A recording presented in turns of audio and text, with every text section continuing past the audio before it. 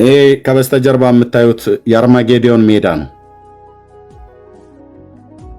ጦርነቱ የሚደረግበት ፓስተር አስፋው በቀለ ነው የሚናገረው። ስሙት ምን እንደሚል።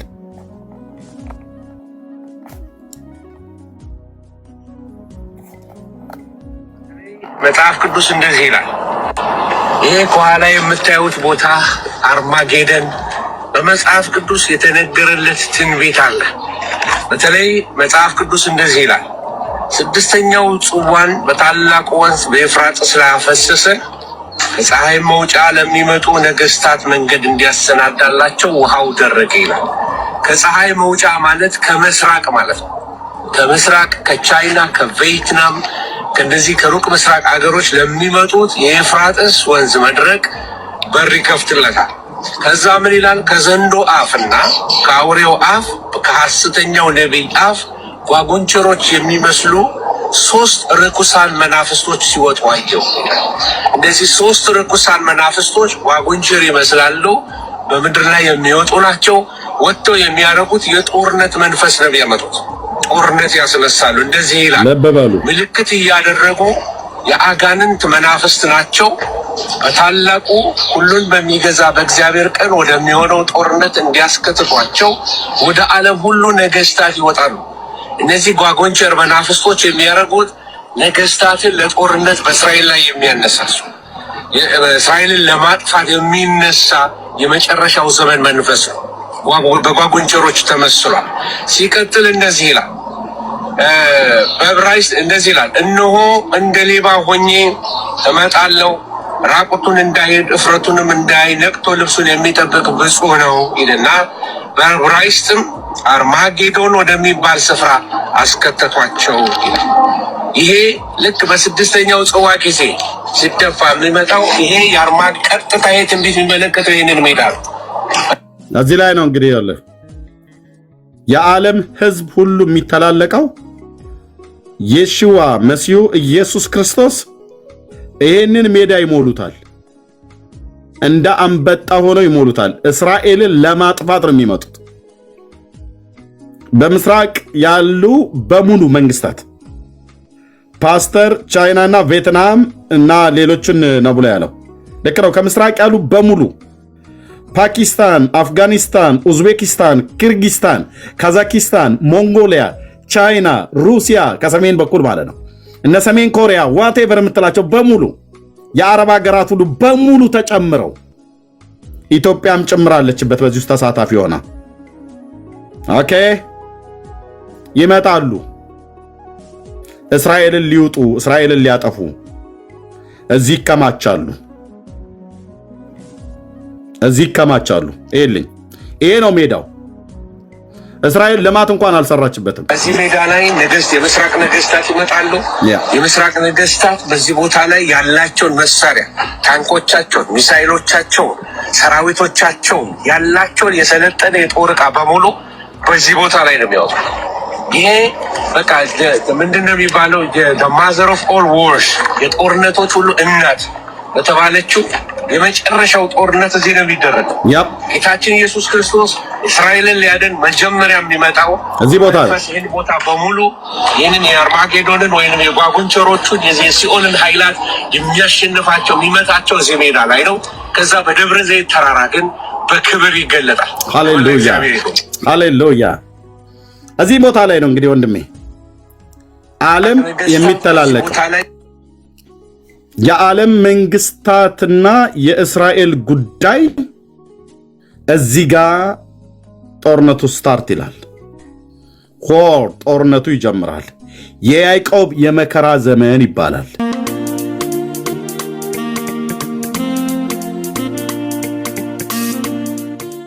ቴንክ ዩ ሎርድ፣ ቴንክ ዩ ሎርድ። ግን አላወቁትም። ተላለፉት። በመተላለፋቸው ተጎዱ። ወንድሞች እናቶች፣ እነሱ የተጎዱበትን አላወቁም እንጂ ተጎዱ። የጽዮኑ አለት ባለመቀበላቸው ተጎዱ። በጣም መጥፎ ጉዳት ተጎዱ። እንኳን እነሱን አይደለም ለሰማ ሰው ሁሉ ታሪካቸውን ላነበበና ላየ ሁሉ እንባ አይደለም ደም የሚያስምጥ የአብርሃም ልጆች ረገፉ፣ መሲሁን ገፉት። ኢየሩሳሌም ከተማ እና ቅጥሯ ተሰራ፣ አለቀ። መሲሁ ተወለደ፣ ሞተ። መሲሁ ከሞተ ከ40 ዓመት በኋላ የተሰራቸው ኢየሩሳሌም ከተማ እና መቅደሱ ጠፉ። ዳንኤል የተናገረው መሲሁ ከመወለዱ በፊት ኢየሩሳሌም ከተማ እንደምትሰራ ተናገረ። ከባቢሎን ምርኮ በኋላ ተሰራች፣ ቅጥሩ አለቀ፣ ቤተ መቅደሱ ቆመ። ከዛ መሲሁ ተወለደ፣ አደገ፣ ለበደል ለኃጢአታችን ሞተ። ራሱ ኢሳይያስ እኮ ነው የተናገረው። ስለ ሕዝቤ ኃጢአት ተመትቶ ከሕያዋን ምድር እንደተወገደ ከትውልዱ ማን አስተዋለ ይላል። ማንም ኢሳይያስ የእግዚአብሔር ነቢይ ማንም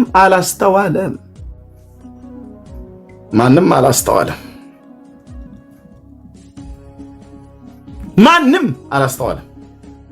ስለ ሕዝቤ ኃጢአት ተመትቶ ከሕያዋን ምድር እንደተወገደ ከትውልዱ ማን አስተዋለ ይላል። ማንም።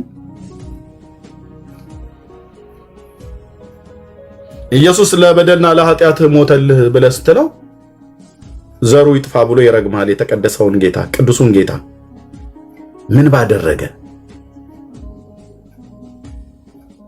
ምን ባደረገ ዘሩ ይጥፋ ትለዋለህ? ዘሩ እኮ እስራኤላውያን እናንተ ናችሁ እኮ ዘሮቹ። ዘሩ ይጥፋ አላችሁ። ያፋችሁን ቃል ቢያከብረው ከምድረ ገጽ እንደምትጸፋ ታውቃለህ። እሱ እኮ ፍልስጤማዊ ሰው አልነበረም፣ አይሁዳዊ ሰው ነው። የአረብ ሰው አልነበረም፣ ኢትዮጵያዊ አልነበረም፣ የሶሪያ ሰው አልነበረም።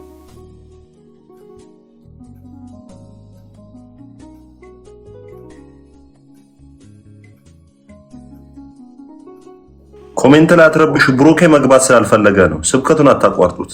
ብሩኬ መግባት አልፈለገም፣ ልኬለታለሁ። ዝም ብላችሁ ትምህርቱን ስሙ። በጣም ነው የሚያሳዝነው። አሁን አብርሃምን ከሙታን ተነስቶ እስኪ መስክር ተብሎ ቢባል የብሉይ ኪዳን ነቢያት መቃብራቸው እንዳላለ ኢየሩሳሌም ዘካርያስንም ሚልኪያስንም ዳዊትንም ኤርሚያስንም ኢሳያስንም ተነሱና መስክሩ ተብሎ ቢባሉ መልሰው ቀጥቅጠው ይገሏቸዋል። አሁን ያሉት እስራኤላውያኑ ራሱ እነዚህ ነቢያት ተመልሰው አብርሃም ራሱ ተነስቶ እንዴት ተላለፋችሁት? እኔ እኮ ስጠብቀው የነበረው ነው ብሎ ቢል አናቱን ብለው ይገሉታል። ዋይ ለምን ይህናል? ትልቁ ችግር ህዝቤ ዕውቀት ከማጣት የተነሳ ጠፍቷል።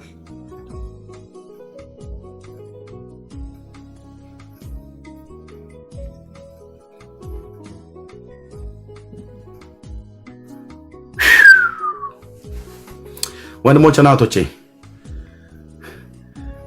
መሲሁ ከመወለዱ በፊት አዛብ ይታያችሁ። ወንድሞች እንደው እስራኤላውያን ቆም ብላችሁ እንድታስቡ ብዙዎች እስራኤላውያን ስላላችሁ እናንተ የምትረግሙትን ጌታ እንዴት አዛብ ጎይ ብላችሁ የምትጠሩት ህዝብ የምትንቁት ህዝብ በእስያ በአውሮፓ በመካከለኛው ምስራቅ በአረብ ሀገር ሁሉ ማለት ነው በአውሮፓ በካናዳ በአሜሪካ በአውስትራሊያ በባህር ደሴቶች በእስያ ውስጥ በአፍሪካ እንዴት ያን እናንተ ስሙ ሲጠራ የምትረግሙትን ያንን አምላክነቱን አላወቃችሁትም። እሺ ያንን አይሁዳዊ ሰው እንዴት አሕዛብ ያመልከዋል? በዚህ ጉዳይ የተናገሩ የብሉይ ኪዳን ነቢያት የሉም ወይ? ወንድሞች እናቶች የቆመውን የእሴይን ስር አሕዛብ ይፈልጉታል። የማን ስር? የእሴይን ስር። የእሴይ ስር ማለት ምን ማለት ነው? የእሴይ ልጅ ማለት ነው። የእሴይ ቁጥቋጦ የዳዊት ልጅ ማለት ነው። መሽያው ማለት ነው። አሕዛብ ይፈልጉታል። ኦ ሎርድ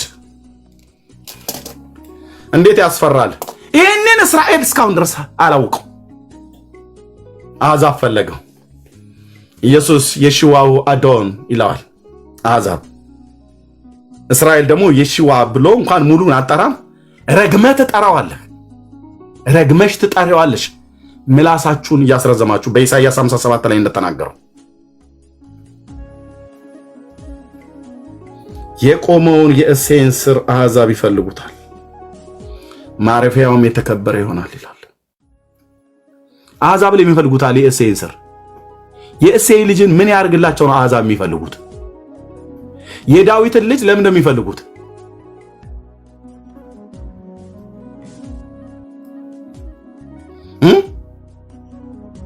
ወንድሞችና እህቶች ለምን እንደሚፈልጉት? እንዲያድናቸው ነው። እንደተፈታ አንበሳ አሕዛብ እየፈነጠዘ በክርስቶስ ኢየሱስ በመሲሁ አምኖ እስራኤል ገና መሲህ ይጠብቃል። መቼ ነው የሚመጣው? አያውቁትም። መቼ እንደሚመጣ አናውቅም፣ ግን እንጠብቀዋለን። ሲመጣ ይወለዳል። አይወለድም መሲህ ይላል ግማሹ። መሲህ አይወለድም እንዲሁ ዝም ብሎ ነው ዱብ የሚለው ይላል። መቼ ነው የሚመጣው? ኤልያው ነቢይ ከመጣ በኋላ። ኤልያው ነቢይ መቼ ነው የሚመጣው? እኔ እንጃ። ጌታ ኤልያው ነቢይ ይመጣል ብሎ የተናገረበት ክፍል የለም? ተናግሯል። የቱ ጋር ነው ያለው? ሚልክያስ መጽሐፍ ምዕራፍ 4 ላይ። እንዴት ነው የምታነበው? እንዴት ነው የምትረዳው? እኔ እንጃ። ውስጤም ውጬም እያለቀሰላችሁ ነው የማወራችሁ።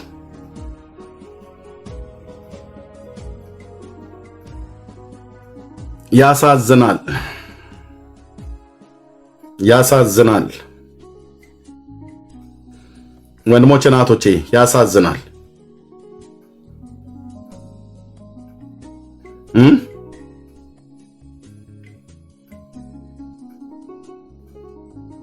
እስካሁን ድረስ እስራኤል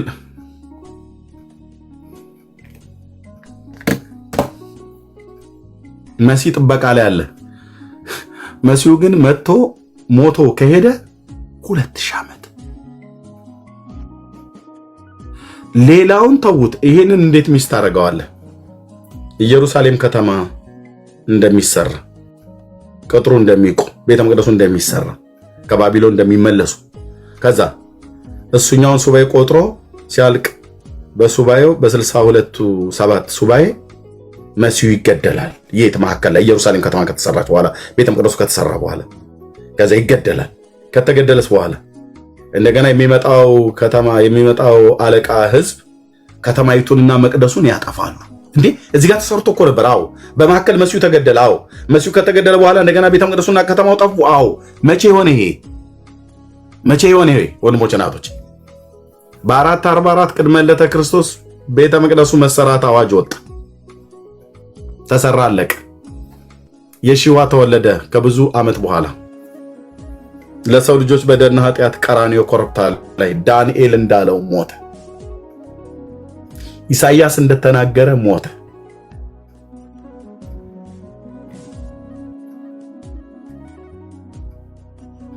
እሱ ከሞተ ከ40 ዓመት በኋላ እሱ ራሱ ትንቢት እንደተናገረው ቤተ መቅደሱና ኢየሩሳሌም ከተማ ፈረሰ።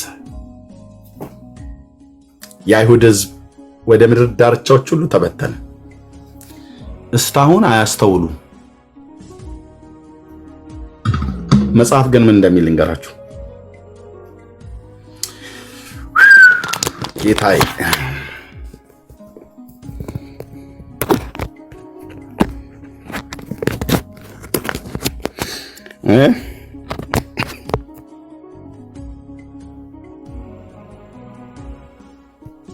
እሺ ኢሳይያስ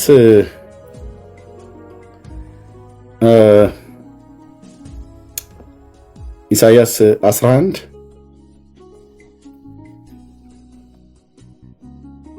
ቁጥር 10 በዚያን ቀን እንዲህ ይሆናል፣ ለአሕዛብ ምልክት ሊሆን የቆመውን የእሴይን ስር አሕዛብ ይፈልጉታል፣ ማረፊያውም የተከበረ ይሆናል።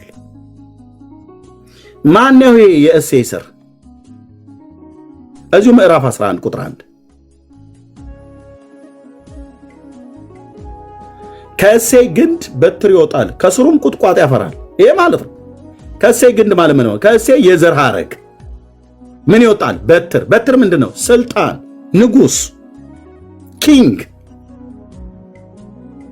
መንግስት ማለት ነው። በትረ መንግስት ከይሁዳ አይጠፋም ብሎ ሞሼ እንደተናገረ ይወጣል፣ ከስሩ ቁጥቋጥ ያፈራል። እግዚአብሔር መንፈስ፣ የጥበብና የማስተዋል መንፈስ፣ የምክርና የኃይል መንፈስ፣ የእውቀትና እግዚአብሔር የመፍራት መንፈስ ያርፍበታል።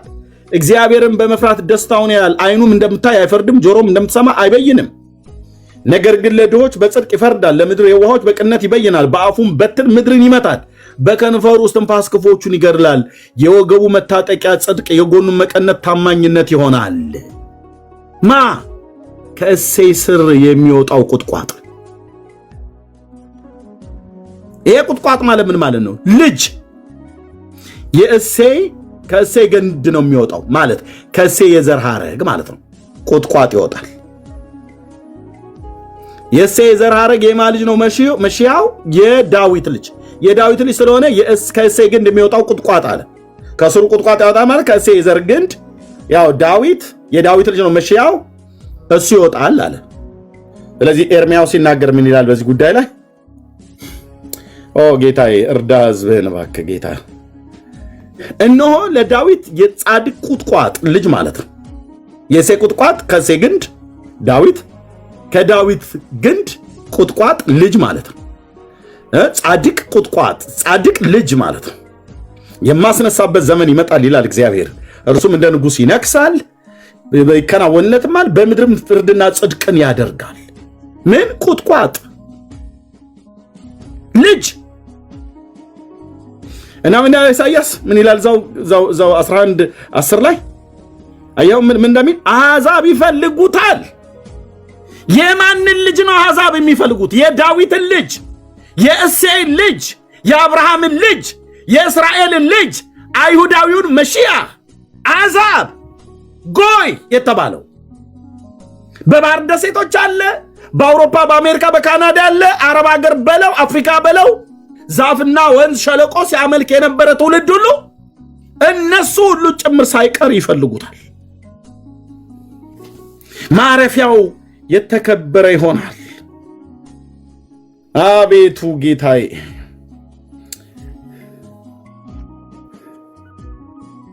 ጌታ ስለተቆጣ ምን ብለው አላቸው? አሕዛብ ይፈልጉታል አላል። አሁን ለእስራኤል ስለ መሺያው ሲነገር ይታይ። እነሱ ነበሩ ስለ መሺያው ለአሕዛብ ለጎይ መናገር የነበረባቸው። ከሚንቁት ሰው አፍ ከሚንቁት ጎይ ብለው ከሚሉት ከሚጠሉት ሰው ወይ ደግሞ ከሚንቋቸው ኪዳን የለውም ብለው ከሚሏቸው ሕዝብ አፍ ስለ መሺያው ይብራራላቸው ጀመር። ለምን? ጌታ ተቆጣ። በሞሼ በኩል ምን እንዳላቸው ስሙልኝ ወንድሜ። ሰይ ቶራ ምን አለ? የኔ ጌታ ምን አለ? እዚህ ጋር ጌታ ምን አለ? ጌታ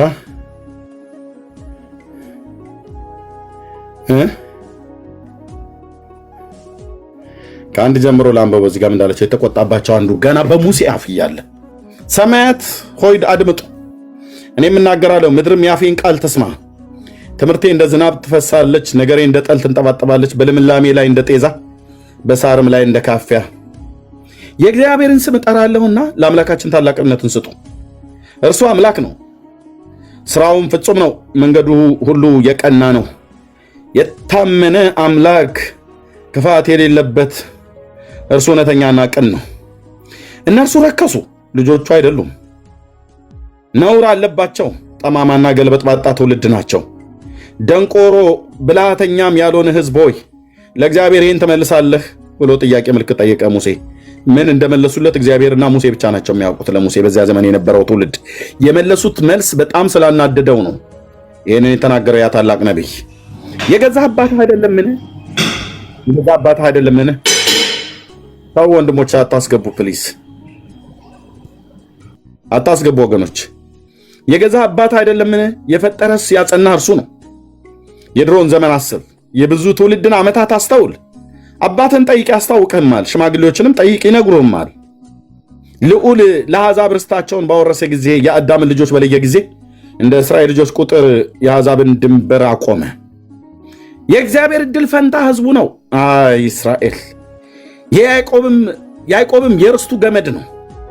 በምድረ በዳ በጥማት የንፋስም ጩኸት በሞላበት ውድማ አገኘው። ከበበው፣ ተጠነቀቀለትም፣ እንዳይኑ ብሌን ጠበቀው።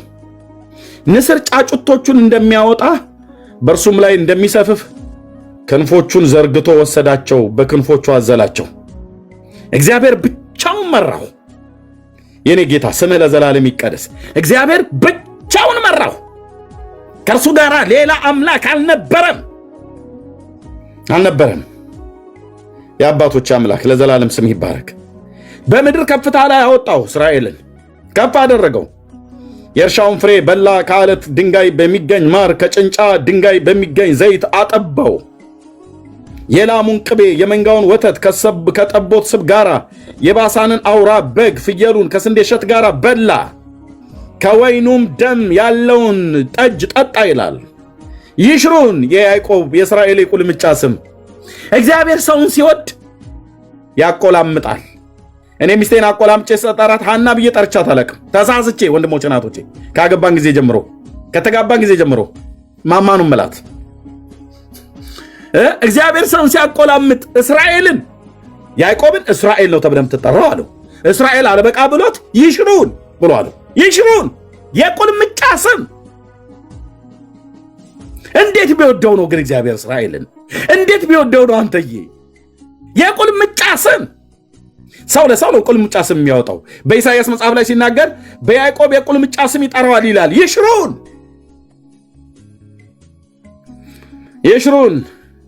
ወፈረ እንዴ? ይሄን ሁሉ በልቶ ታዲያ ላይ ወፍር ነው እንዴ? ይሄን ሁሉ በልቶ ይሄን ሁሉ ጠጥቶ እግዚአብሔር ቢፌ ነው ያቀረበለት። ወፈረ፣ ረገጠ፣ ወፈረ፣ ደነደነ፣ ሰባ። የፈጠረውን እግዚአብሔርን ተወ። ምን ነው በቀረ ባይበላ።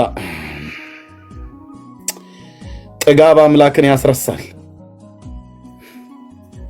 እግዚአብሔርን ተወ፣ የመድኃኒቱንም አምላክ ናቀ። በዕብራይስጥ ይሽሩን ብሎ የሚለው አብለው አስገብተውታል። የግዕዙ ያዕቆብ ይለዋል ይላል። ግዕዙ ወሬ ነው የሚያወሩት።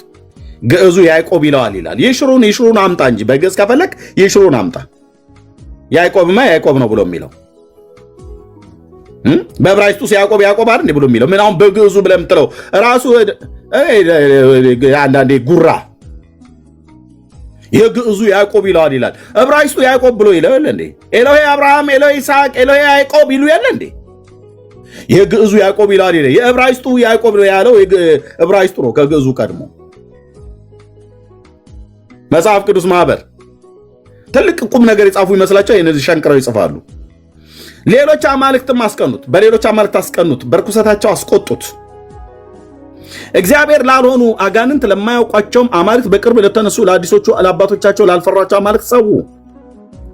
የወለደህን አምላክን ተው፣ ያሳደገን እግዚአብሔር ረሳህ። ወንዶችና ሴቶች ልጆች ስላስቆጡ እግዚአብሔር አይቶ ጣላቸው። ይሄ ብቻ አይደለም፣ እርሱም አለ ጌታ ፊቴን ሰውርባቸዋለሁ፣ ፍጻሜያቸው ምን እንደሆነ አያለሁ። ጠማማ ትውልድ፣ ያልታመኑ ልጆች ናቸው። አቤቱ ጌታዬ፣ አሁን እዚህ ጋር ተቆጣ። መሲሁን ያላወቁት በአሕዛብ እንዴት እንደሚያስቀናቸው የተናገረው ነው። ይልኝ ቀጥሎ አምላክ ባልሆነው አስቀኑኝ፣ በምናምንቴዎቻቸው አስቆጡኝ፣ እኔም ሕዝብ ባልሆነው አስቀናቸዋለሁ፣ በማያስተውለው ሕዝብ አስቆጣቸዋለሁ አለ። አሕዛብ እግዚአብሔር ሕዝብ ባልሆነው ብሎ ያለው ማን ነው? ሕዝቤ ብሎ የጠራው እስራኤልን ነበር። አሕዛብን ሕዝብ ብሎ አልጠራውም። በኪዳን የእግዚአብሔር ሕዝብ አይደለም፣ በፍጥረቱ የእግዚአብሔር ሕዝብ ነው። እናስ አስቀኑኝ አይደል? በምናምንቴዎቻቸው በጣዖቶቻቸው አስቆጡኝ አይደል? አምላክ ባልሆነው አስቀኑኝ አይደል? እኔም ሕዝቤ ብዬ የጠራው እስራኤል አንተን ነው አይደል? እኔ ደግሞ በሌላ ሕዝብ በማያስተውል ሕዝብ አሕዛብ ተብሎ በተባለው በእነሱ አስቆጣቸዋለሁ፣ አስቀናቸዋለሁ አለ። ያው ለዚህ ነው የዳዊትን ልጅ የሺዋን መሲሁን ለአንድ እስራኤላዊ ስሰማ እርድብን ይላል።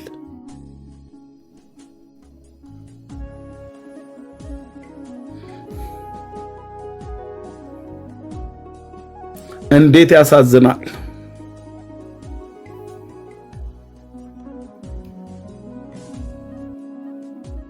እንዴት ያሳዝናል! የእግዚአብሔር ሕዝብ ተብሎ ያልተጠራ አሕዛብ አስተዋለ። አያስተውልም የተባለው ሕዝብ አስተዋለ። አያስተውልም የተባለው አሕዛብ አስተዋለ። ስለማ ስለ መሲሁ ምን እንደሚል ንገር። ወይት እሰይ የኔ ጌታ፣ እሰይ መንፈስ ቅዱስ፣ እሰይ መንፈስ ቅዱስ።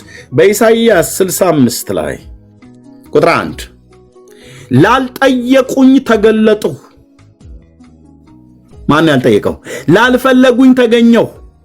ማን ያልፈለገው? ማን ያልጠየቀው? በስሜ ያልተጠራውን ሕዝብ እነሆኝ እነሆኝ አልሁት ይላል። በስሙ ያልተጠራ ሕዝብ ማን ነው? ጎይ አሕዛብ። በእስራኤል አምላክ ስም አልተጠራም አሕዛብ። የእስራኤል አምላክ ብቻ ነው ተብሎ ይባል የነበረው ግን የምድር ዳርቻዎች ሁሉ አምላክ ቢሆንም በኪዳን ግን የእስራኤል ሕዝብ ብቻ ነው ሕዝብ ተብሎ የተጠራው። አሕዛብስ አልፈለጉትም። የት እናውቀውና የት ታውቁትና? የአብርሃምን አምላክ ማን ያውቀዋል? ማን ያውቀው ነበር ከእስራኤል ቤት ውጭ? ማንም። ጌታም እንደሚላቸው ላልጠየቁኝ ተገለጥሁ፣ ላልፈለጉኝም ተገኘሁ። በስሜ ያልተጠራውን ሕዝብ በስሙ የተጠራ ማን ነው? እስራኤል። በስሙ ያልተጠራ ማን ነው? አሕዛብ። ጎይ ማን ነው ተናጋሪው? ኢሳይያው። እነሆኝ እነሆኝ አልሁት፣ ይኸውልህ አለሁልህ አልኩት አለ።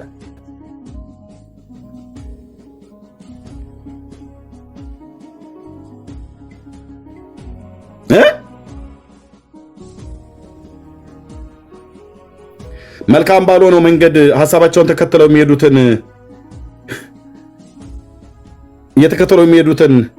ወደ አመፀኛ ሕዝብ ቀኑን ሁሉ እጆቼን ዘረጋሁ ይላል። ወደ አመፀኛ ሕዝብ። ማን ነው አመፀኛ ሕዝብ? እስራኤል። ለምን? መልካም ባልሆነው መንገድ ሐሳባቸውን ተከትለው ነው የሚሄዱት፣ ቃሌን ተከትለው አይደለም የሚሄዱት እያለ በዚህ ሁሉ ነቢያት ሲናገር ይህ ሕዝብ ዘወትር የሚያስቆጡኝ ናቸው። እነሱ በአትክልት ውስጥ የሚሰዉ፣ በጡብ ላይ የሚያጥኑ፣ በመቃብር መካከል የሚቀመጡ፣ በስውርም ስፍራ የሚያድሩ፣ የእሪያንም ስጋ የሚበሉ ናቸው። የረከሰ መረቅ በዕቃቸው ውስጥ አለ። እነርሱም ለራስህ ቁም፣ እኔ ካንተ ይልቅ ቅዱስ ነኝና ወደ እኔ አትቅረብ ይላሉ። ስለዚህም በአፍንጫዬ ዘንድ ጢስ ቀኑን ሁሉ እንደምትነድድ እሳት ናቸው። ላልፈለጉኝ ተገኘሁ።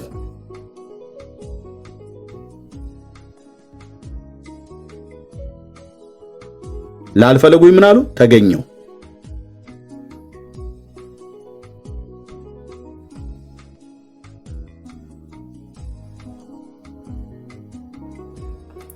ለምንድን ነው ታዲያ አሁንም እንኳን እስራኤላውያን ለምንድነው ቆም ብላችሁ የማታስቡት? ወገኖች አሕዛብ ጎይ ለምን እንደምታስቀቡት ወገኖች፣ እሺ ጎይ የተባለ አሕዛብ የተባለ ጎይ የተባለ አሕዛብ የተባለ የዳዊትን ልጅ መሲሁን የሺዋ እያለ ሲዘምርለት አንተ ትረግመዋለህ። ለምን? የአምላክህን የእግዚአብሔርን ቃል ስላላወቅህ። የአምላካችሁን የእግዚአብሔርን ቃል የአምላካችንን የእግዚአብሔርን ቃል ስላላወቃችሁ። የመጽሐፉ ባለቤት እናንተ ሆናችሁ፣ የነቢያት ልጆች እናንተ ሆናችሁ፣ መጽሐፉ ተሰጥቷችሁ የመጽሐፉ ባላደራዎች እናንተ ሆናችሁ አላወቃችሁትም። ቀን ሳለ ዛሬ ለምትሰሙ የሺዋ እውነተኛ የእስራኤል አምላክና አዳኝ ነው። እሱ ማለት የዳዊት ልጅ እውነተኛው መሲህ ነው። እውነተኛው የእስራኤል አምላክ ያህዌ ነው። ያህዌ ነው።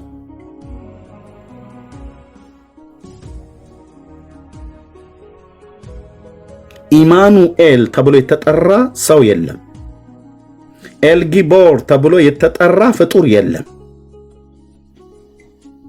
ያ የሚወለደው ብላቴና የዳዊት ልጅ የእሴይ ቁጥቋጥ እሱ ማለት አወጣጡ ከቀድሞ ጀምሮ ከዘላለም የነበረ የእስራኤል አምላክ የአብርሃም የይስሐቅ የያዕቆብ አምላክ ያህዌ ነው።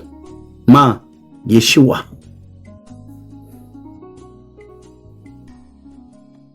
አሕዛብ ፈለጉት። አሕዛብ ይፈልጉታል እንዳለ ኢሳይያው አሕዛብ ፈለጉት፣ እስራኤል ግን አልፈልገውም አለ። የቆመውን የእሴይን ሥር አሕዛብ ይፈልጉታል።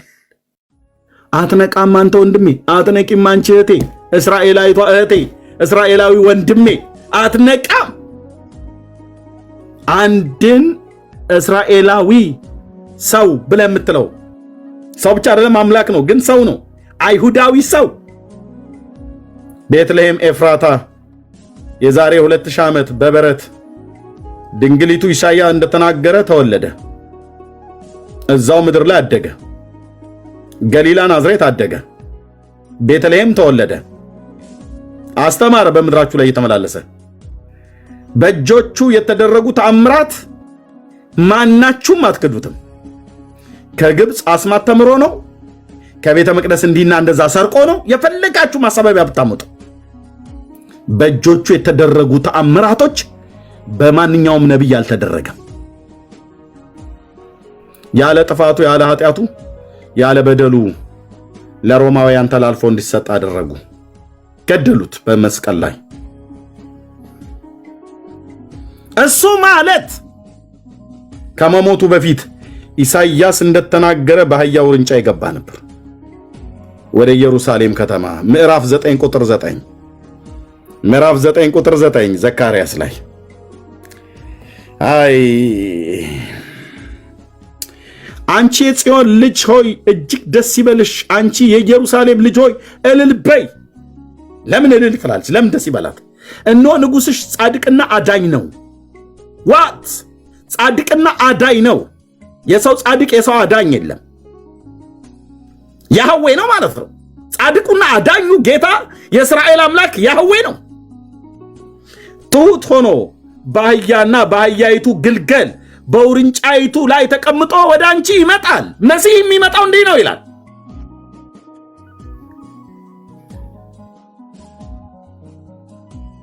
መጣ እኮ መጣ። የዛሬ 2000 ዓመት ማንም ያስተዋለ የለም። ለምን? መጽሐፉን ከድነውት አያነቡትም።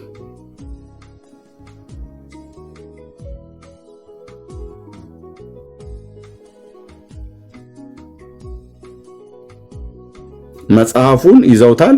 አሁን ያሉትም ጠላ ሲጠጡ ነው የሚውሉት። አረቄ ሲጠጡ፣ ጠላ ሲጠጡ፣ ድራፍት ሲጠጡ፣ ቢራ ሲጠጡ፣ ፖለቲካ በማይመለከተው ፋኖ፣ ሸኔ፣ ኦነግ፣ አብይ ይላል። አንተ እኮ እስራኤላዊ ነህ፣ አይመለከተም ስለ ኢትዮጵያ።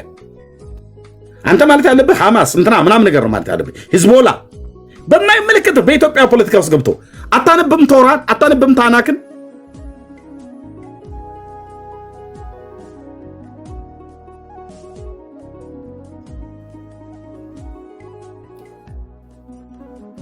በአህያይቱ ውርንጫ ተቀምጦ ጥቂቶች ብቻ አስተዋሉ፣ ሕፃናት ብቻ አስተዋሉ። የአባታችን የዳዊት መንግስት እያሉ ሆሼያና በአርያም እያሉ ሆሼያና እያሉ ማለት ነው።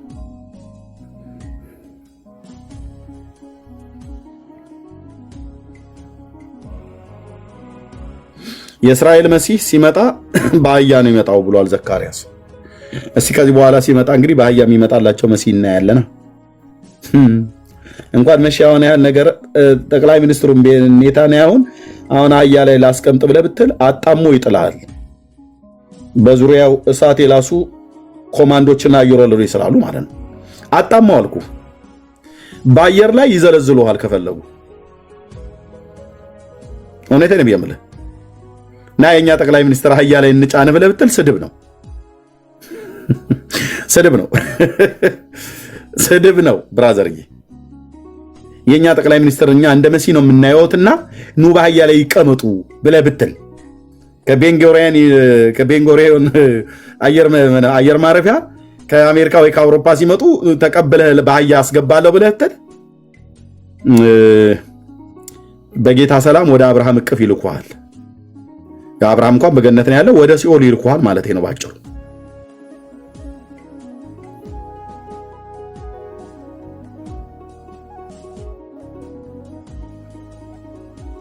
መሲሁ ግን አየህ፣ መሲሁ ዘካርያስ እኮ ነው የሚናገረው። የጴንጤ መጽሐፍ ነው እንዳትሉ አዲስ ኪዳን አይደለም ማነበው። ይኸው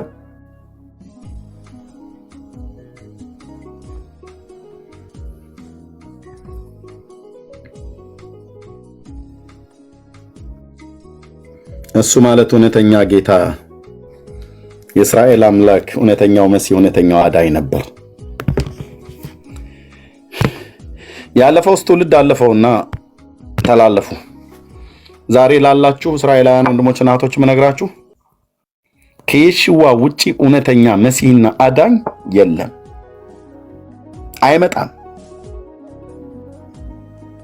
አይመጣም ለእስራኤል። አንድ አሁን በመካከል ላይ የሚመጣ አለ። አጥፊያችሁ፣ ገዳያችሁ፣ አራጃችሁ ነው። እኔ አይደለሁም ያልኩት፣ ኢሳይያስ ነው የተናገረው። ኢሳይያስ በጣም ብዙ ነገር ነው የሚያወራው፣ ግን እስራኤል አላነበበው። አሁን የሚመጣ አንድ መሲህ አለ ለእስራኤል ቤት ራሱን የሚገልጥ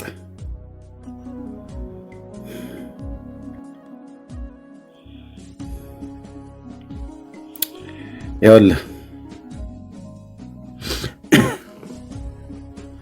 ኢሳይያስ 28:14 ስለዚህ በኢየሩሳሌም ያለውን ሕዝብ ለምትገዙ ፌዘኞች የእግዚአብሔርን ቃል ስሙ ይላል።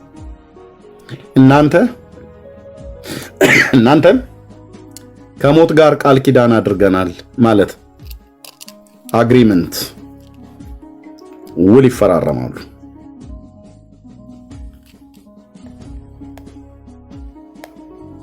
ከማጋ ሞት የተባለው ማን ነው? የአመጽ ሰው አውሬው ሐሰተኛው መሲያ ማለት ነው። ሐሰተኛ መሆኑን እነሱ አያውቁትም፣ ስለማያውቁት ይቀበሉታል። ይኸው ኢሳይያው የተናገረው ከሞት ጋር ቃል ኪዳን አድርገናል፣ ከሲኦል ጋር ተማምለናል። ወይኔ እስራኤል፣ ወይኔ እስራኤል፣ ወይኔ እስራኤል፣ ወይኔ እስራኤል፣ ወይኔ እስራኤል፣ ከሲኦል ጋር ተማምለናል። ሲኦል መሆኑን አያውቁትም፣ ግን ይማማላሉ።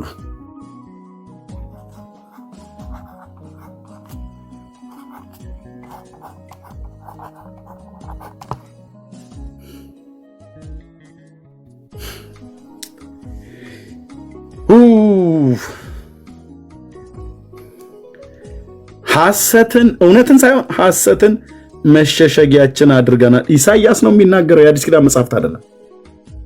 ሐሰት በሐሰት ተሸሽገናል፣ በሐሰት መሸሸጊያችን አድርገናል፣ በሐሰትም ተሰውረናል። ሐሰትን መሸሸጊያው፣ ሐሰትን መሰወሪያው የሚትረፈረፍ መቅሰፍት ባለፈ ጊዜ አይደርስብንም ስላላችሁ ብሎ ካለ በኋላ ይሄንን ሐሳብ ሳይጨርሰው ኢሳይያስ የነቢያቱ ልማድ እንዲህ ነውና በመሐከል ሌላ ያስገባል።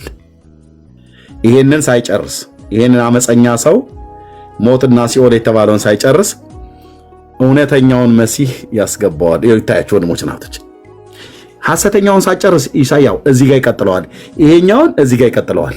በመሐከል ግን ይሄን አስገባው። አቤት የኔ ጌታ፣ አቤት የኔ ጌታ! እዚህ ጋር የገባው ማን ነው?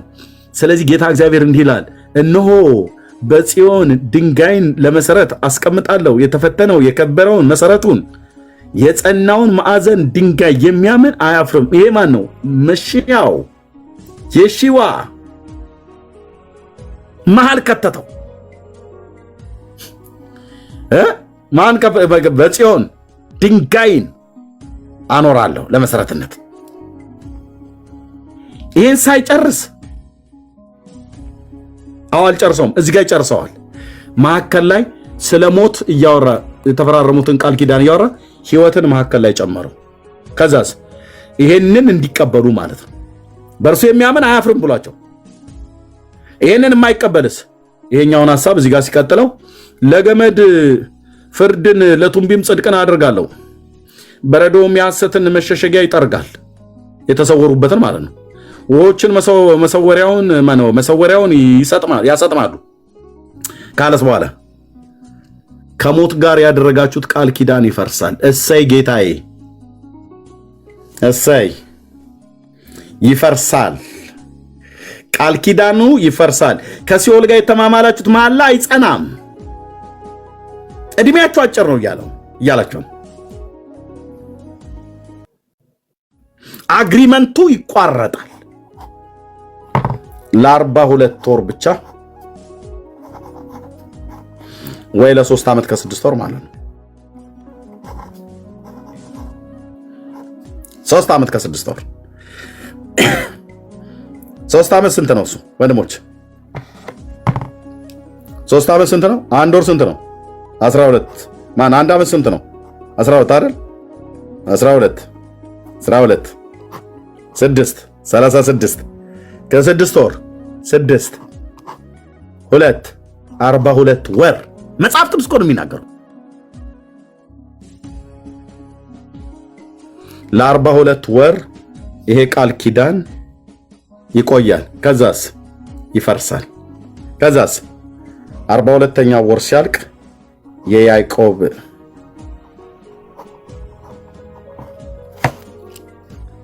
የመከራ ዘመን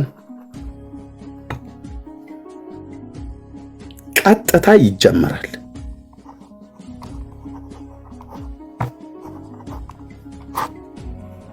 ይህ የያዕቆብ የመከራ ዘመን የተባለው ለእስራኤል ቤት ብቻ የሚመጣ መከራ ነው።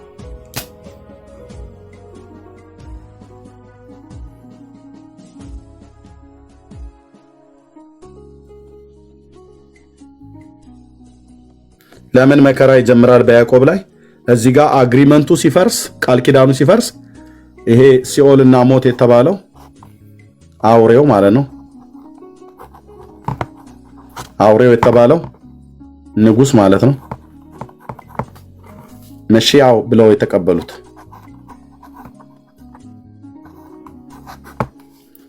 ሲያመጹበት ጦርነት ያስጀምርባቸዋል።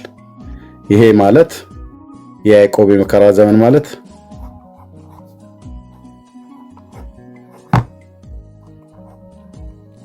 አርማጌዶን ቀጥታ ይጀምራል።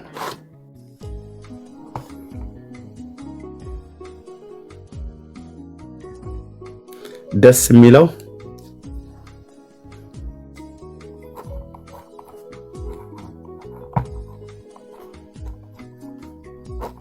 ሊታደጋቸው ይመጣል።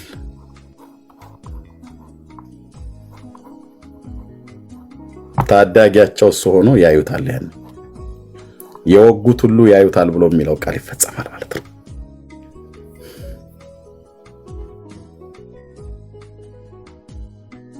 አሁን እስራኤልን እዚህ እናጥፋ ምናምን ነገር ብለው የሚሉ ሰዎች አይችሉም፣ ሊያጠፉት አይችሉም። እስራኤልን እውነቴን ነው የምልህ፣ አይችሉም። እስራኤልን አሁን ብታጠፋው እግዚአብሔርም አይፈቅድልህም፣ አይፈቅድላችሁም። ጌታ እውነቴን ነው የምልህ፣ አይፈቅድላችሁም። እውነቴን ነው የምልህ። ስርና መሰረትን ይነቅለዋል እግዚአብሔር። እስራኤልን አጠፋለሁ ብለህ ብትደራጅ ስርና መሰረት አይቀርም አልኩ። እስራኤልን አሁን አጠፋለሁ ብለህ ብትል ይሄን ሁሉ ትንቢት ውሸት ልታረገው ነው ማለት ነው። ማለት መሺያው አይመጣም ማለት ነው። የአርማጌዶን ጦርነት ሁሉ ይቋረጣል ማለት ነው፣ ይቀራል ማለት ነው። የእስራኤል ሕዝብ ከሌለ በማን ላይ? ጌታ ደግሞ እንደ ዘላለም ሐሳቡ ለአብርሃምና ለዳዊት የገባው የዘላለም የተስፋ ቃል ሁሉ ይሻራል ማለት ነው። ስለዚህ እስራኤልን ተኩሰህ 1000 ባናም ነገር ባለፈው እንደነበረው 300 200 100 ወይ 5 ወይ 3 ወይ 2 እንደዚህ እየገደልክ እሷም እየጨፈጨፈችህ እያጠፋች እንዲሁ እንዳለ መካከለኛው ምስራቅ ሰላም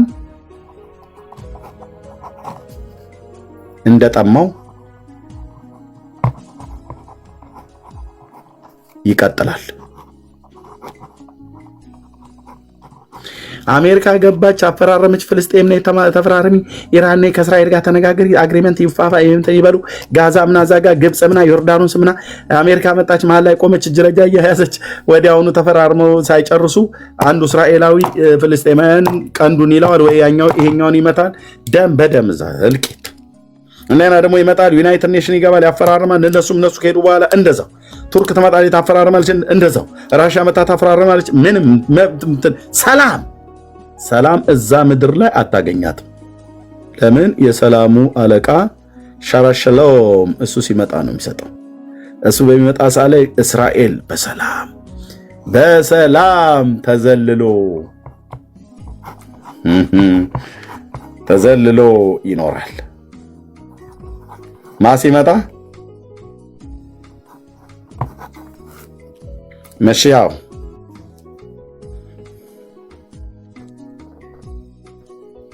ስለዚህ አሁን አግሪመንት ምናምን ነገር ውል ስምምነት በዚህ ጋር ተፈራርሙ በዚህ ሆኖ እንደዚህ ወጣ መጣው ምናምን ነገር የተወሰነ ጊዜ ደግሞ ይሆናል። እንደገና ደግሞ ይነሱባታል፣ ይመክራሉ፣ በዛ ይላሉ፣ የሆነ 4 ይገሉባታል። እሷ በብዜት ታባዛለህ አለች።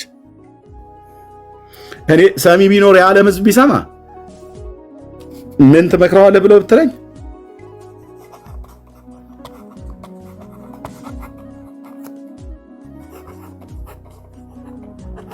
ለምን መሰለው ወንድምዬ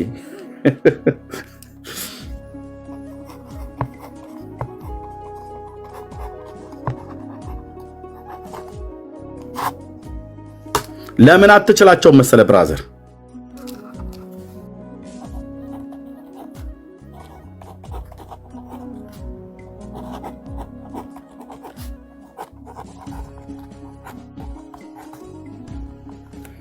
ኪዳኑ ይደፋሃል አልኩ ባጭሩ። ኪዳኑ ይደፋሃል አልኩ። ኪዳን ያለው ህዝብ ነው።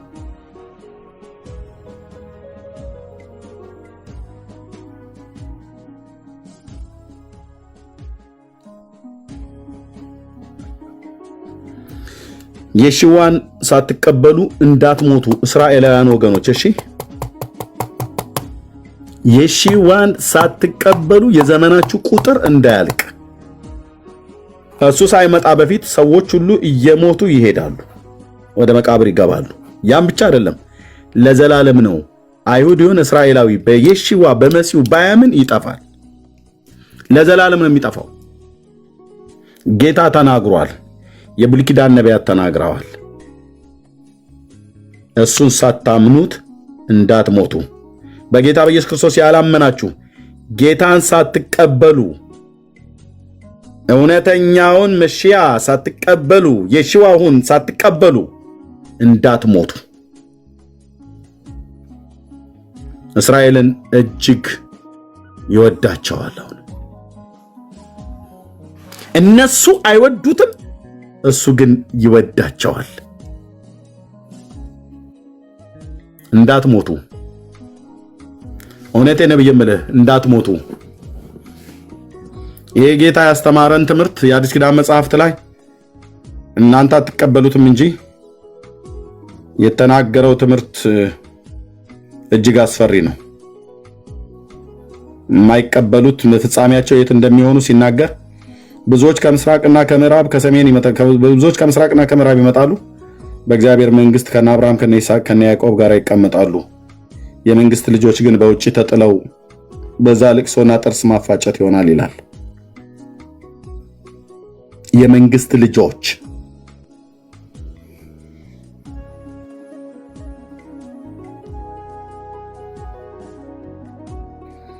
ነገርኳችሁ።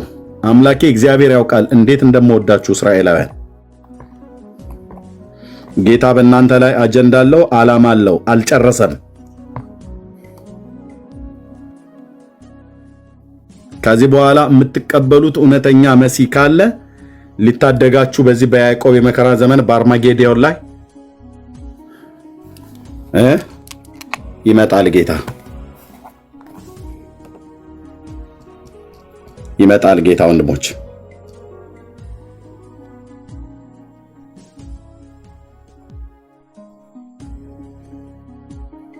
ይመጣል። ጌታ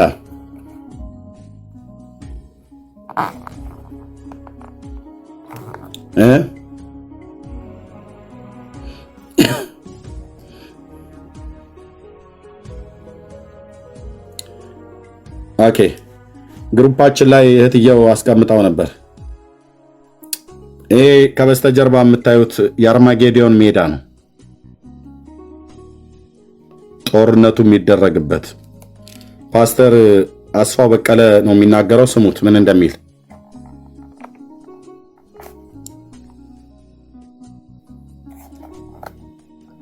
መጽሐፍ ቅዱስ እንደዚህ ይላል፣ ይሄ ከኋላ የምታዩት ቦታ አርማጌደን በመጽሐፍ ቅዱስ የተነገረለት ትንቢት አለ። በተለይ መጽሐፍ ቅዱስ እንደዚህ ይላል፣ ስድስተኛው ጽዋን በታላቁ ወንዝ በኤፍራጥስ ላይ አፈሰሰ፣ ከፀሐይ መውጫ ለሚመጡ ነገስታት መንገድ እንዲያሰናዳላቸው ውሃው ደረቀ ይላል። ከፀሐይ መውጫ ማለት ከምስራቅ ማለት ነው። ከምስራቅ ከቻይና፣ ከቬትናም፣ ከነዚህ ከሩቅ ምስራቅ አገሮች ለሚመጡት የኤፍራጥስ ወንዝ መድረቅ በር ይከፍትለታል። ከዛ ምን ይላል? ከዘንዶ አፍና ከአውሬው አፍ ከሐሰተኛው ነቢይ አፍ ጓጉንቸሮች የሚመስሉ 3 ርኩሳን መናፍስቶች ሲወጡ አየሁ። እነዚህ 3 ርኩሳን መናፍስቶች ጓጉንቸር ይመስላሉ፣ በምድር ላይ የሚወጡ ናቸው። ወጥተው የሚያደርጉት የጦርነት መንፈስ ነው የሚያመጡት። ጦርነት ያስነሳሉ። እንደዚህ ይላል፣ ምልክት እያደረጉ የአጋንንት መናፍስት ናቸው። በታላቁ ሁሉን በሚገዛ በእግዚአብሔር ቀን ወደሚሆነው ጦርነት እንዲያስከትቷቸው ወደ ዓለም ሁሉ ነገስታት ይወጣሉ። እነዚህ ጓጎንቸር መናፍስቶች የሚያደርጉት ነገስታትን ለጦርነት በእስራኤል ላይ የሚያነሳሱ እስራኤልን ለማጥፋት የሚነሳ የመጨረሻው ዘመን መንፈስ ነው። በጓጎንቸሮች ተመስሏል። ሲቀጥል እንደዚህ ይላል፣ በዕብራይስጥ እንደዚህ ይላል፣ እነሆ እንደ ሌባ ሆኜ እመጣለሁ፣ ራቁቱን እንዳይሄድ እፍረቱንም እንዳይ ነቅቶ ልብሱን የሚጠብቅ ብፁዕ ነው ይልና በዕብራይስጥም አርማጌዶን ወደሚባል ስፍራ አስከተቷቸው ይላል። ይሄ ልክ በስድስተኛው ጽዋ ጊዜ ሲደፋ የሚመጣው ይሄ ቀጥታ ትንቢት የሚመለከተው ይህንን ሜዳ ነው። እዚህ ላይ ነው እንግዲህ ያለ የዓለም ሕዝብ ሁሉ የሚተላለቀው የሽዋ መሲሁ ኢየሱስ ክርስቶስ ይሄንን ሜዳ ይሞሉታል። እንደ አንበጣ ሆነው ይሞሉታል። እስራኤልን ለማጥፋት ነው የሚመጡት። በምስራቅ ያሉ በሙሉ መንግስታት ፓስተር ቻይናና ቬትናም እና ሌሎችን ነው ብሎ ያለው ልክ ነው። ከምስራቅ ያሉ በሙሉ ፓኪስታን፣ አፍጋኒስታን፣ ኡዝቤኪስታን፣ ኪርጊስታን፣ ካዛኪስታን፣ ሞንጎሊያ፣ ቻይና፣ ሩሲያ ከሰሜን በኩል ማለት ነው እነ ሰሜን ኮሪያ ዋቴቨር የምትላቸው በሙሉ የአረብ ሀገራት ሁሉ በሙሉ ተጨምረው ኢትዮጵያም ጨምራለችበት በዚህ ውስጥ ተሳታፊ ሆና ኦኬ ይመጣሉ። እስራኤልን ሊውጡ፣ እስራኤልን ሊያጠፉ እዚህ ይከማቻሉ። ይሄ ነው ሜዳው። እስራኤል ልማት እንኳን አልሰራችበትም። በዚህ ሜዳ ላይ የምስራቅ ነገስታት ይመጣሉ። የምስራቅ ነገስታት በዚህ ቦታ ላይ ያላቸውን መሳሪያ፣ ታንኮቻቸውን፣ ሚሳይሎቻቸውን፣ ሰራዊቶቻቸውን ያላቸውን የሰለጠነ የጦር ዕቃ በሙሉ በዚህ ቦታ ላይ ነው የሚያወጡ። ይሄ በቃ ምንድነው የሚባለው? ማዘር ኦፍ ኦል ዋርስ የጦርነቶች ሁሉ እናት በተባለችው የመጨረሻው ጦርነት እዚህ ነው የሚደረገው። ጌታችን ኢየሱስ ክርስቶስ እስራኤልን ሊያድን መጀመሪያ የሚመጣው እዚህ ቦታ ነው። ይህን ቦታ በሙሉ ይህንን የአርማጌዶንን ወይንም የጓጉንቸሮቹን የሲኦልን ኃይላት የሚያሸንፋቸው የሚመታቸው እዚህ ሜዳ ላይ ነው። ከዛ በደብረ ዘይት ተራራ ግን በክብር ይገለጣል። ሃሌሉያ። እዚህ ቦታ ላይ ነው እንግዲህ ወንድሜ ዓለም የሚተላለቀው። የዓለም መንግስታትና የእስራኤል ጉዳይ እዚህ ጋር ጦርነቱ ስታርት ይላል። ጦርነቱ ይጀምራል። የያዕቆብ የመከራ ዘመን ይባላል።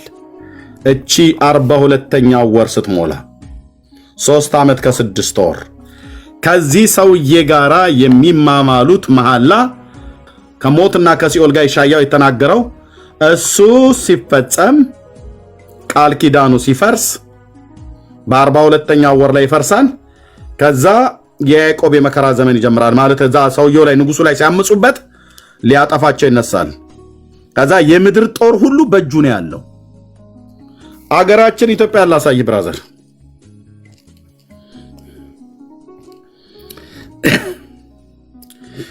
ዳንኤል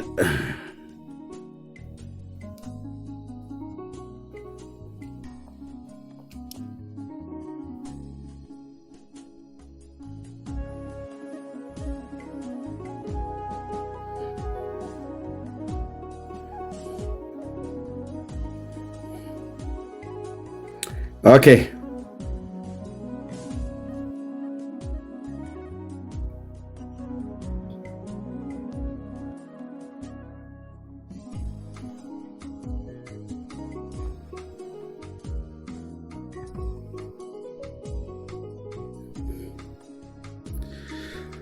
ክፍሉ ረጅም ነው። ትንቢተ ዳንኤል መጽሐፍ ምዕራፍ 11 ቁጥር 36 ጀምሮ ንጉሱም እንደ ፈቃዱ ያደርጋል፣ ራሱን ከፍ ከፍ ያደርጋል። አውሬው ማለት ነው። በአማልክት ሁሉ ላይ ራሱን ታላቅ ያደርጋል፣ በአማልክትም አምላክ ላይ በትዕቢት ይናገራል። አውሬው ልብ በልና ያዝልኝ። ኢሳይያው 28 ላይ የተናገረው ኢሳይያስ 28 ላይ የተነገረው አውሬ ወይ ደግሞ በእኛ በአዲስ ኪዳን ይሄም የኛ ነው። በአዲስ ኪዳን በራእይ መጽሐፍ ምዕራፍ 11 በራእይ 11 ላይ የተነገረው አውሬ ማለት ነው። ራእይ 11 ላይ ትዝ ይላችኋል አይደል? ኦኬ። ሁለት አውሬዎች ከባህር ይወጣሉ። ባህር የተባለው ህዝብ ነው። ሁለቱ አውሬዎች የተባሉት የመጀመሪያው ንጉስ ነው። ሁለተኛው ነብይ ነው። ሁለቱም ሰዎች ናቸው። ይሄኛውም አውሬ ነው፣ ይሄኛውም አውሬ ነው።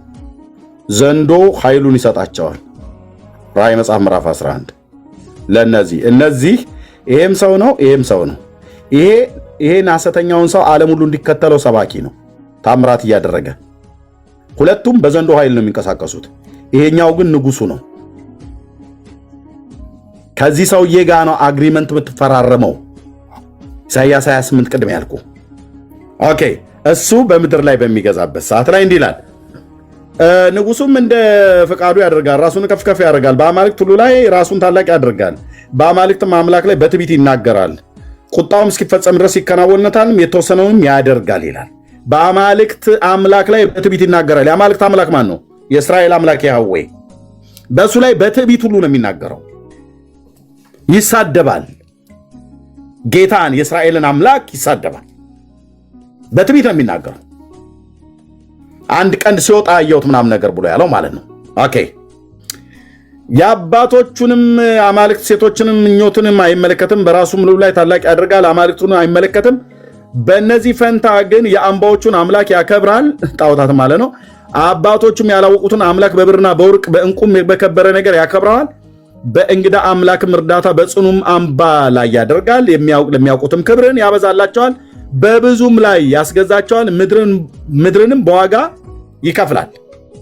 በፍጻሜ ዘመንም የደቡብ ንጉሥ ከእነርሱ ጋር ይዋጋል። የሰሜንም ንጉሥ በሰረገሎች በፈረሶችና በብዙ መርከቦች ጋር ወደ እንደ አውሎ ንፋስ ይመጣል፣ ወደ አገሮችም ይገባል፣ ይጎርፋልም፣ ያልፍማል ይላል።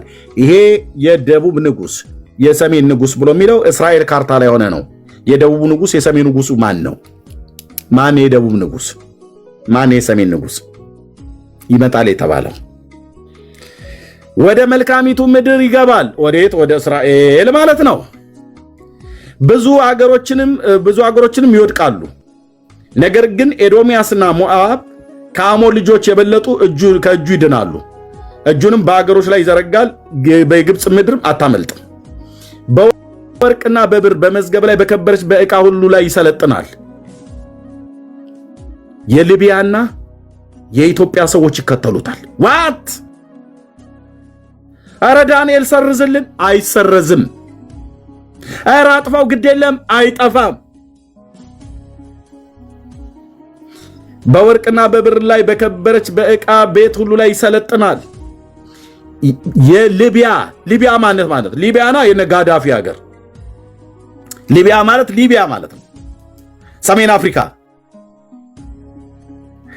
የሊቢያና የኢትዮጵያ ሰዎች ይከተሉታል። ማንን? አውሬውን።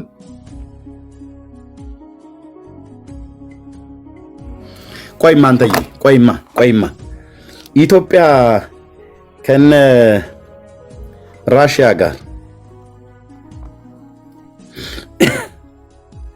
ምን ነበር አሁን መገበያያ ገንዘባቸው ብለ ያሉት? ምንድነው አሁን አዲስ ገንዘብ ሊያዘጋጁ የፈለጉት? ቻይናና ሩሲያ እነ ህንድ ኢትዮጵያ ሁሉ ገብታበታል። ኢትዮጵያና ግብጽ ገብተውበታል። በጣም የሚገርመው ኢትዮጵያና ግብጽ ገብተውበታል። ምንድነው? ብሪክስ አዎ BRI አይደል? CKS ነው። ብሪክስ ስንት ናቸው አሁን አባል ሀገሮቹ? 8 መሰለኝ። 8 ነው። 8 ናቸው ታላቅ ሀገሮች እንኳን 8 ናቸው 10 ናቸው 10 ናቸው ታላቆች 10 7 ይላሉ 8 10 ኦኬ 10 ናቸው ኦኬ በእነዚህ ላይ አሁን ቁጥራቸው ይጨምር ይሆን ወይስ አይጨምርም ካልጨመረ ዘንዶው ማነው አውሬው ስንት ቀንዶች አሉት ይላል ዘንዶ ስንት ቀንዶች አሉት ይላል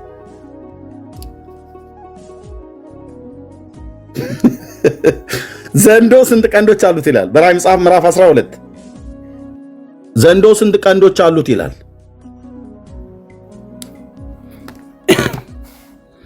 ጉዳያችሁ ነው ባታወጡ ነው ያውጥቻ አላነበውም እንዴ አኩርፋችሁ ነው ምንም አልቀይረው የተጻፈ ነው የትንቀይረዋለን ኦኬ ኦኬ ሌላ ምልክት በሰማይ ታየ እነሆ ታላቅ ቀይ ዘንዶ 7 ራሶች 10 ቀንዶች ቀንድ ምንድነው ቀንድ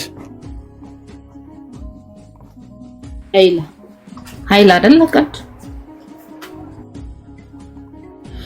ኃይል ነው ያው ነገስታት ማለት ነው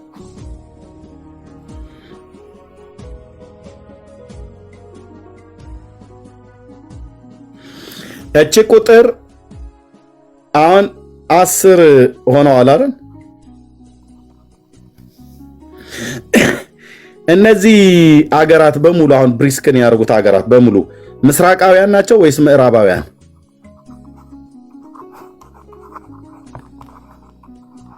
ምስራቃውያን ናቸው አይደል ቻይና ብለህ ብትል ከእስራኤል ምስራቅ ነው ህንድ ብለህ ብትል ከእስራኤል ምስራቅ ነው እነ ብራዚል ናቸው ርቀት ላይ ያሉት እንጂ ዋቱ ጅራ ይላል ኦሮሞ እዚህ ጋር ይሄ ቁጥር አሁን ጨምሮ 15ም ቢሆኑ 20ም ቢሆኑ ተንኮታኩተው መተው 10 ይሆናሉ እነዚህ 10ሩ ነገስታት ከአውሬው ጋር አንድ ቀን ስልጣንን ይቀበላሉ ማን ያለው ዳንኤል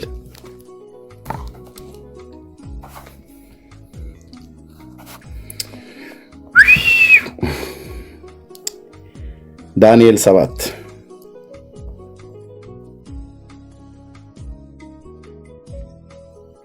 ምን ይላል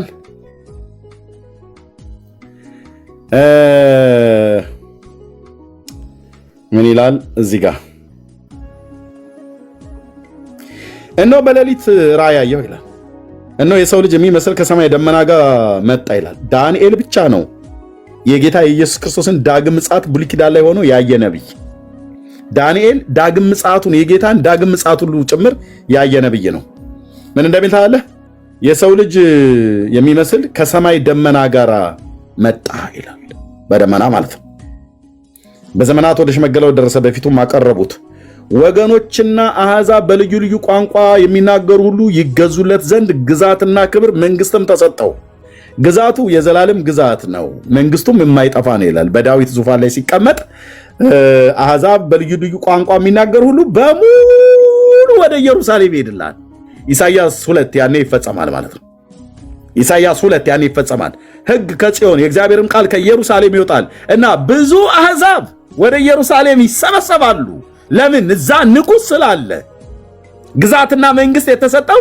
የዳዊት ልጅ የሺዋ በኢየሩሳሌም ስለሚነግስ ግዛቱ የማይጠፋ ግዛት ነው መንግስቱ የማይጠፋ መንግስት ነው በእኔም በዳንኤል በስጋ ውስጥ መንፈሴ ደነገጠ ይችላል እንዴት አደነግጥ ዳንኤል እንኳን አይታው አይደለም እኛ እንኳን እያነበብን ያንተን መልእክት እየደነገጥን ነው አስገራሚ ነው የእግዚአብሔር ቃል መንፈሴ ደነገጠች የራሴ ራእይ አስቸገረኝ ይላል በእኔም ከቆሙት ወደ አንዱ ቀርቤ ስለዚህ እውነቱን ጠየቅኩት እርሱም ነገረኝ የነገሩን ፍቺ አስታውቀኝ ይላል እሺ እነዚህ አራቱ ታላላቅ አራዊት ከምድር የሚነሱ 4 ነገስታት ናቸው አለ አራዊቶቹ ድብ አንበሳ ድብና ነብር ምናም ነገር የተባሉት ማለት ነው የልዑልን ነገር ግን የልዑልን ቅዱሳን መንግስቱን ይወስዳሉ እስከ ፍጻሜው እስከ ዘላለም ድረስ መንግስቱን ይወርሳሉ ከዚህ በኋላ ከቀሩት ሁሉ ተለይታ እጅግ ስለምታስፈራው ጥርሶቿ ብረት ጥፍሮቿም ናስ የሆኑትን ስለምትበላውና ስለምታደቀው የቀረውን በእግሯ ስለምትረግጠው ስለ አራተኛይቱ አውሬ ሮም በራሷም ላይ ስለነበሩት ስለ 10 ቀንዶች በራሷም ላይ በኋላም ስለወጣው በፊትም ስለወደቁት አይኖችና ትዕቢት የተናገረ አፍ ስለነበሩት መልኩም ከሌሎች ስለበለጠ ስለሌላው ቀንድ እውነቱን ለማወቅ ፈለጉ። እነሆ ያ ቀንድ ከቅዱሳን ጋር ሲዋጋ አየሁት ይላል። ዘመናትና የሸመገለ እስኪመጣ ድረስ ፍርድና ለልዑል ቅዱሳን እስኪሰጥ ድረስ ቅዱሳንም መንግስቱን የሚወስዱበት ዘመን እስኪመጣ ድረስ አሸነፋቸው። እንዲህም አለ፣ አራተኛይቱ አውሬ በምድር ላይ አራተኛ መንግስት ትሆናለች። እርሱም ከመንግስታት ሁሉ የተለየ ይሆናል። ምድሪቱን ሁሉ ይበላል፣ ይረግጣል፣ ያደቅማል። ከዛስ በኋላ 10 ቀንዶች ከዚያ መንግስት የሚነሱ 10 ነገስታት ናቸው። ቀንድ ነገስታት ነው ያልኩት፣ ዳንኤል ነው ያለው። ኃይል ነው፣ ልክ ነው። በዕብራይስጡ ኃይልም ይለዋል እህትየው፣ ልክ ነሽ። ግን ቀንድ ብሎ ማለት ንጉስ ማለት ነው። ነገስታት ወይ ንጉስ ማለት ነው። ለምሳሌ በሉቃስ ወንጌል መጽሐፍ ምዕራፍ 1 ላይ ዘካርያስ ትንቢት ሲናገር የተናገረውን ታስታውሳላችሁ። የእስራኤል ጌታ አምላክ ይባረክ፣ ጎብኝቶ ለህዝቡ ቤዛ አድርጓልና ከጥንት ጀምሮ በነበሩት በቅዱሳን ነቢያት አፍ እንደተናገረ በብላቴናው በዳዊት ቤት የመዳንን ቀንድ አስነስቷል ይላል። የምን የመዳንን ቀንድ? የመዳን ቀንድ ማለት የሚያድን ንጉስ ማለት ነው። የመዳን ቀንድ። ስለዚህ እነዚህ ከዚያ መንግስት የሚነሱ 10 ነገስታት ናቸው። ከእነርሱም በኋላ ሌላው ይነሳል፣ እርሱም ከፊተኞቹ የተለየ ይሆናሉ። 3ቱን ነገስታት ያዋርዳል። ከ10ሩ 3ቱ ይቀነሳሉ ማለት ነው። ስንት ይቀራል? 7 ነገስታት ይቀራሉ። 7ቱን ነው ዳንኤል ማነው ራእይ ማነው ዮሐንስ ያየው። እዚህ ጋር ምን እንደሚል ታውቃለህ?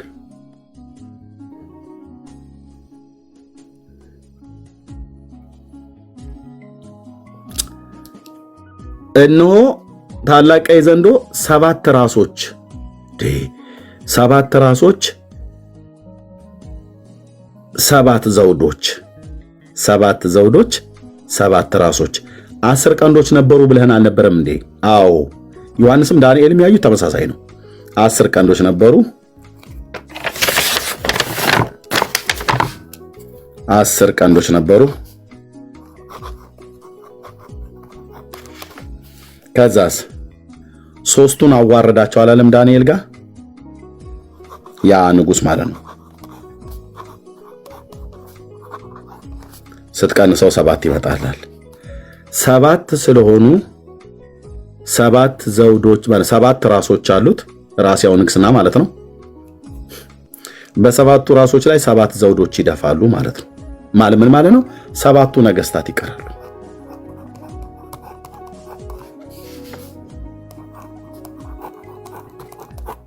ሶስቱ ሲዋረዱ 7 ይቀራሉ ማለት ነው። ዘንዶው ላይ 10 ቀንዶች አየ፣ ግን ደግሞ 7 ራሶችና 7 ዘውዶች አየ።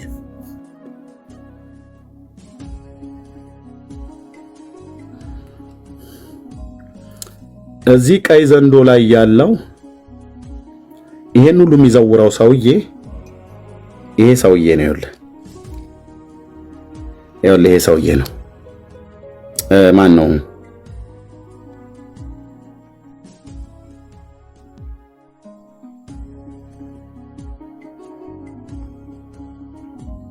ቆይ ይሄ ሰውዬ ነው። አንድ አውሬ ከባህር ሲወጣ አየሁ ያለው ማለት ባህር ሚንስ ህዝብ ማለት ነው። ከዚህ ዓለም ነው የሚወጣው። ይሄ አውሬ ማን ነው?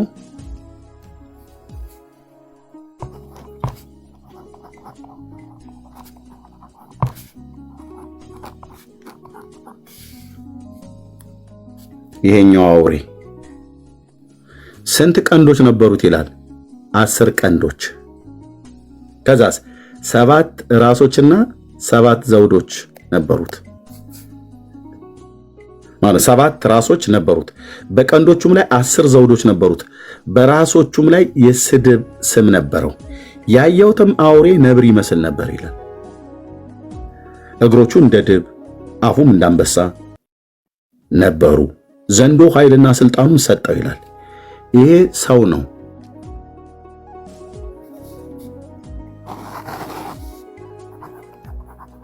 ሰው ነው። ንጉሥ ነው ግን ሰው ነው። ኦኬ ቁጥር 11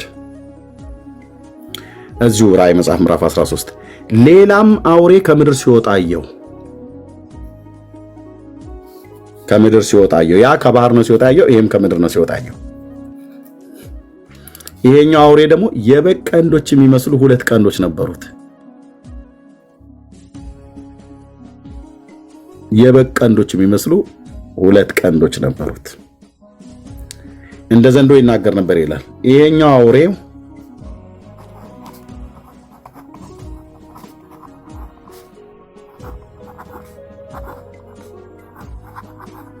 ይሄም ሰው ነው።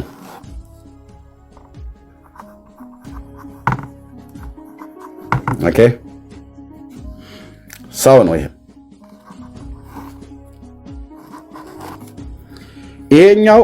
ይሄኛውን ያስተዋውቀዋል ዓለም። ሁለቱም በዘንዶ ኃይል ነው የሚሰሩት። ዘንዶ አባታቸው ነው። ዘንዶ ኃይልና ስልጣንን ለንጉሱም ሰጥቶታል። ዘንዶ ኃይልና ስልጣኑን ለሐሰተኛውም ሰው ሰጥቶታል። ይሄኛው እሳትን ከሰማይ ጭምር ማውረድ የሚችል ታምራትን የሚያደርግ ነው። ለምን ታምራትን የሚያደርገው? ይሄኛውን ሰው ዓለም ሁሉ እንዲቀበለው እንዲከተለው። አውሬውን ማን ይመስለዋል እያለ ዓለም ሁሉ ይደነቃል። ራተር የተባለ ተናጋሪ ነው።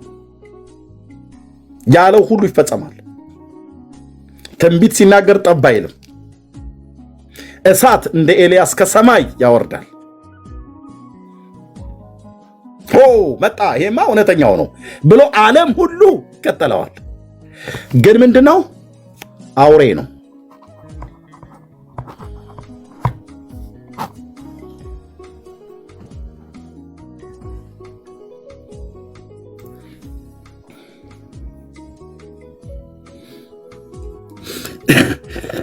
ያው እሳትም እንኳን ከሰማይ ወደ ምድር በሰው ፊት እስኪያወርድ ድረስ ታላላቅ ምልክቶችን ያደርጋል።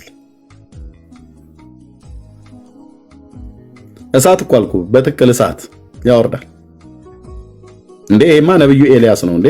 ይሄማ በጌታ መንፈስ ካልሆነ በስተቀር ማንም ሰይጣንማ እንዲህ አያደርግም ብለህ ዓለም እንዳይል አድርጎት እንደዛ። የእግዚአብሔር ልጆች ግን ነቃበል። አሁን ምልክትን እየፈለክ የምትሯሯጥ ትውልድ ነቃበል ብራዘር። ስሜ ተጠራ ብለህ የምታብድ ትውልድ እንደዚህ አይነት ታምራትን የሚያደርግ ሐሰተኛ ሰው ቢመጣ ይሄማ የኤልያስ አምላክ ነው የኤርሚያስ ምን ነካ ብለህ ብትለኝ አውሬ ነው እልሃለሁ። አውሬ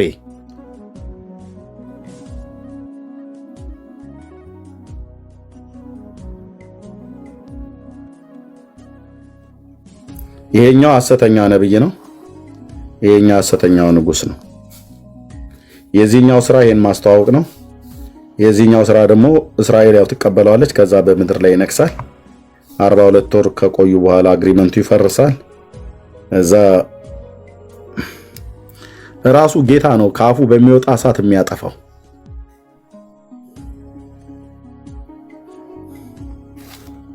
ያጠፋዋል። የአመጽ ሰው ይለዋል። ይሄንን ቅዱስ ጳውሎስ ሲናገር የአመጽ ሰው። መጽሐፍ ቅዱስ የማታነቡ ሰዎች እንዴት ተታላችኋል አልኩ ብራዘር።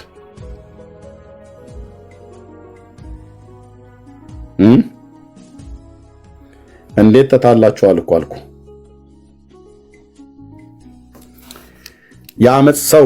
ነገር ግን ወንድሞች ሆይ ስለ ጌታችን ስለ ኢየሱስ ክርስቶስ መምጣትና ስለ እርሱ ወደ መሰብሰባችን በመንፈስ ወይንም በቃል ከኛ ዘንድ እንደሚመጣ በመልእክት የጌታ ቀን ደርሷል ብላችሁ ከአእምሯችሁ ቶሎ እንዳትናወጡ ማለት